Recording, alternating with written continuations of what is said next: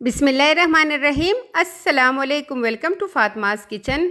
आज मैं आप लोगों के लिए बहुत ही डिलीशियस अफ़गानी पुलाव की रेसिपी लेके आई हूँ। ये वो पुलाव है जिस पर पठान होटल में लाइनें लग जाती है। इस पे बहुत ज़्यादा रश होता है। बिल्कुल ओरिजिनल रेसिपी है और इतनी ये कोई आसान रेसिपी है कि आई थिंक कोई बच्चा भी इसको बना सकता है। मेरी वो बहनें जिनको कुकिंग नहीं आती और जो कुकिंग सीखना चाहती है, तो अगर वो भी इसको एक बार बनाएंगे तो बार बार बनाने पे मजबूर हो जाएंगे, क्योंकि है ही बहुत ही आसान रेसिपी और बहुत ही कम मेहनत में बनने वाली। इतनी ये मज़े की रेसिपी है कि आप बिरयानी को बनाना भूल जाएंगे। हमारे घर जब भी मेहमान आते हैं तो ये एक तो आसान बहुत ज़्यादा है और एक मज़ेदार बहुत ज़्यादा है। तो मैं झटपट उनके लिए ये अफ़गानी पुलाव बना लेती हूँ और यकीन करें मेरी वाह वाह हो जाती है। ये देखने में जितने खूबसूरत लग रहे हैं, खाने में 1000 गुना ज़्यादा इससे मज़ेदार है। एक एक चावल का दाना जो है वो जायके से भरपूर है। तो आप भी जल्दी से इस रेसिपी को ट्राई कीजिएगा और अपनी वाह वाह करवाइएगा। अपना फीडबैक भी मेरे साथ लाजमी शेयर कीजिएगा। तो आइए जी मज़ेदार सी रेसिपी की तरफ आ जाते हैं। यहाँ पे मैंने 1 किलो सेला चावल लिए हैं। आप चाहें तो बासमती चावल का भी इस्तेमाल कर सकते हैं, लेकिन दोनों में फ़र्क ये है कि सेला चावल को हमने 2 घंटे पहले भिगो के रखना होता है, 2 से 1.5 घंटा। और अगर आप बासमती राइस ले रहे हैं तो उसको आपने सिर्फ़ और सिर्फ 20 मिनट के लिए भिगो के रखना होता है। बस ये फ़र्क होता है, वरना जो जायका है वो एक जैसा ही आता है। इसको 2 घंटे पहले मैंने भिगो के रख दिया है।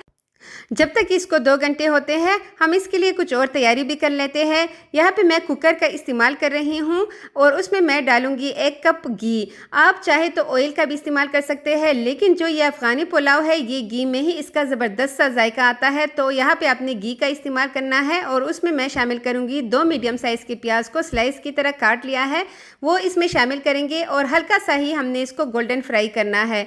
बहुत ज़्यादा हमने इसका कलर जो है वो चेंज नहीं करना। हल्का सा गोल्डन कलर आती ही इसमें मैं शामिल करूंगी तकरीबन 750 ग्राम यहाँ पे मेरे पास है बीफ। आप चाहे तो मटन का भी इस्तेमाल कर सकते हैं और आप चाहे तो उसमें हड्डियाँ भी ले सकते हैं। मैं यहाँ पे विदाउट हड्डियाँ के इस्तेमाल कर रही हूँ बीफ का।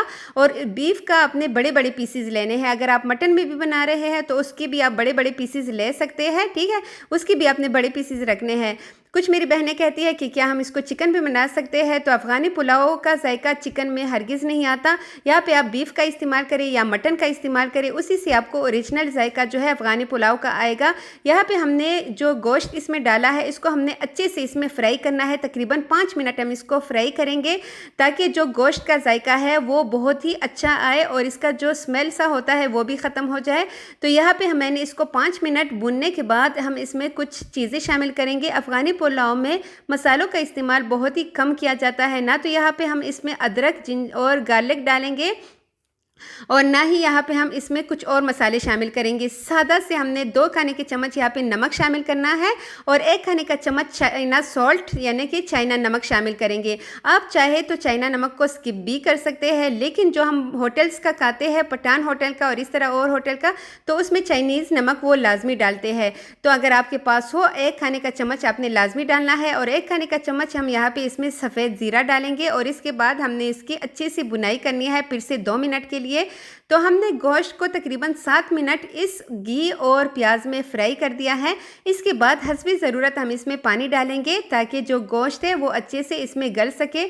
तकरीबन 5 गिलास यहाँ पे मैं इसमें पानी का शामिल कर रही हूँ ताकि हमें इसका जो यखनी है वो भी हमें मिले और इसका मतलब इसकी यखनी अगर जितनी ज़्यादा हो उतनी ही चावल मज़े के बनेंगे। यहाँ पे हमने ढक्कन रख के इसको प्रेशर लगा देना है तब तक के लिए जब तक ये गोश्त अच्छे से कुक ना हो जाए।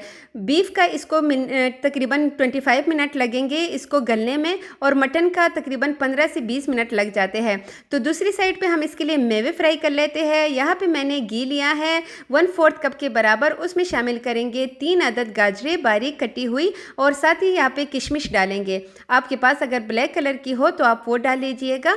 1 खाने का चम्मच चीनी डालेंगे और जी यहाँ पे हमने इसको हल्का सा फ्राई करना है। तकरीबन 3 से 4 मिनट बिल्कुल लो फ्लेम पे हम इसको फ्राई करेंगे और जैसे जैसे ये फ्राई होंगे इसके ये जो किशमिश है ये फूलते जाएंगे। तो जैसे ये फूल जाए आपको लग जाएगा कि ये अच्छे से फ्राई हो चुके हैं, बस आपने चूल्हा बंद कर देना है और इसको आपने फिर साइड पे रख देना है। अभी मैं आपको दिखाती हूँ कि हमने इसको कितना फ्राई करना है। और यहाँ पे मैंने आप लोगों से एक छोटी सी रिक्वेस्ट करनी है कि अगर आप चैनल पे नए हैं तो प्लीज़ मेरे चैनल को ज़रूर सब्सक्राइब कीजिएगा और एक अच्छा सा कमेंट भी कीजिएगा। यहाँ देख लीजिए किशमिश जो है वो कैसे फूल चुके हैं। तो इस स्टेज पे हमने चूल्हा बंद कर देना है और इसको साइड पे रख देना है। दूसरी साइड पे देख लीजिए, हमने प्रेशर कुकर को टाइम दिया था 25 मिनट का और अब चेक कर लेते हैं बीफ को कि वो गल चुका है या नहीं। तो ये देखिए पानी भी इसने खुश्क कर दिया है। ये हमने हाई फ्लेम पे कुक किया है और यहाँ पे इसको चेक कर लेते हैं। तो गोश्त तकरीबन 99% गल चुका है बहुत अच्छे से। अब हमने क्या करना है, इसकी जो बोटियाँ है वो निकाल लेंगे। वो बाद में मैं आपको दिखाऊंगी कि हमने इसका क्या करना है। सारी बोटियाँ निकालने के बाद अब यहाँ पे हमने इसमें थोड़ा सा पानी डालना है। चूल्हा हमने बंद नहीं करना और पानी हमने इसमें गर्म डालना है। इसके बाद हम अपने भीगे हुए चावल जो हमने 2 घंटे पहले भिगो के रखे थे उससे सारा पानी निकाल के हमने इस जो यखनी है इसमें शामिल कर देनी है और चूल्हा जो है वो हाई कर देना है ताकि जो चावल है वो जल्दी से इसमें बॉयल हो सके।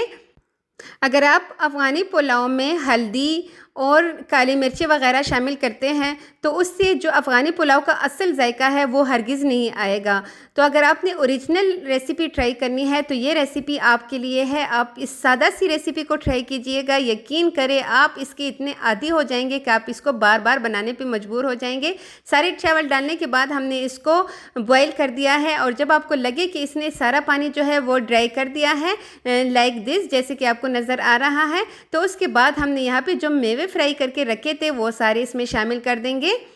आप चाहे तो इसमें बादाम भी शामिल कर सकते हैं। बादाम का छिलका निकाल के आप इन मेवों के साथ उनको भी फ्राई कर सकते हैं। मैं कभी कभार बादाम भी डाल देती हूँ, लेकिन इस दफ़ा बादाम ख़त्म हो चुके थे तो इसलिए मैंने इस रेसिपी में बादाम का इस्तेमाल नहीं किया। बादाम का जायका भी बहुत अच्छा आता है, लेकिन सबसे ज़्यादा जो इसमें जायका अच्छा आता है ना, मज़े का जो बहुत ज़्यादा खाया जाता है वो गाजरों का होता है। तो आपने ज़्यादा गाजरें इसमें डालनी है। इसके बाद हमने यहाँ पर जो गोश्त हमने साइड पर रखा था वो सारा इसके ऊपर रख देंगे और रुमाल को में लपेट के इसका ढक्कन वो रख देंगे। यहाँ पे हमने प्रेशर कुकर का ढक्कन बंद नहीं करना। ये दूसरे पतीले का ढक्कन यहाँ पे मैंने इसके ऊपर रखा है और बस जी हमने अब यहाँ पे पतीले का काम लेना है। इस वजह से मैंने पतीले वाला ढक्कन इसके ऊपर रख दिया। एक तो इससे बहुत ज़्यादा बर्तन गंदे नहीं होंगे। हमने इसी कुकर में जो है वो सारा काम कर दिया है।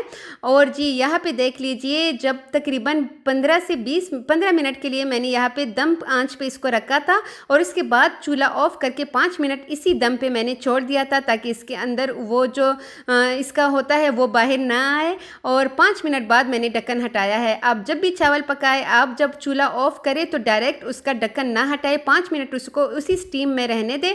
उसके बाद ही आप इसका जो ढक्कन है वो हटाया करें। तो यकीन करें चावल बहुत ही मज़े के बनेंगे। उसका एक एक दाना जो है वो जायके से भरपूर होगा।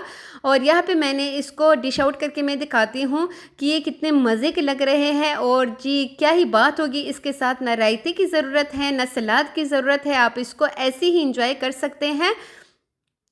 इसमें जो किशमिश है और जो हमने इसमें गाजरें डाली है, साथ गोश्त भी है, तो क्या ही इसकी बात होगी। इसका जायका कितना ही लाजवाब होगा, मैं आपको क्या बताऊंगी। आप जब ख़ुद इसको ट्राई करेंगे आप इस जायके की दीवाने हो जाएंगे। और आप यकीन करेंगे सबका पेट भर जाता है जब हम ये चावल बनाते हैं, लेकिन फिर भी उसके बग़ैर भी लोग खाते रहते हैं, घर वाले खाते रहते हैं। और हर एक कहता क्या है कि जी पेट तो भर चुका है, लेकिन क्या करें चावल इतने मज़े के हैं कि दिल ही नहीं करता कि हम इसको छोड़ें। इसका जो गोश्त है वो कितने अच्छे से टेंडर हो चुका है। आप चाहे तो इसमें हड्डियों वाला गोश्त भी इस्तेमाल कर सकते हैं। अगर आपके फ्रिज में छोटे बोटियों वाली गोश्त पड़ी हो तो आप उसमें भी इसको ट्राई कर सकते हैं। इसके लिए कोई ये कैद नहीं है कि आपने लाजमी इतने बड़े बोटियाँ रखनी है। घर होता है कभी बोटियाँ छोटी भी आ जाती है, तो कोई बात नहीं, आप उसमें भी इसको एक बार ट्राई करें और फिर बार बार ट्राई करने होने पे मजबूर हो जाएंगे इंशाल्लाह। तो आपने जल्दी से किचन में जाना है, ज़बरदस्त सी रेसिपी को ट्राई करना है। अपना फीडबैक मेरे साथ लाजमी शेयर कीजिएगा। Thanks for watching. अल्लाह हाफिज़।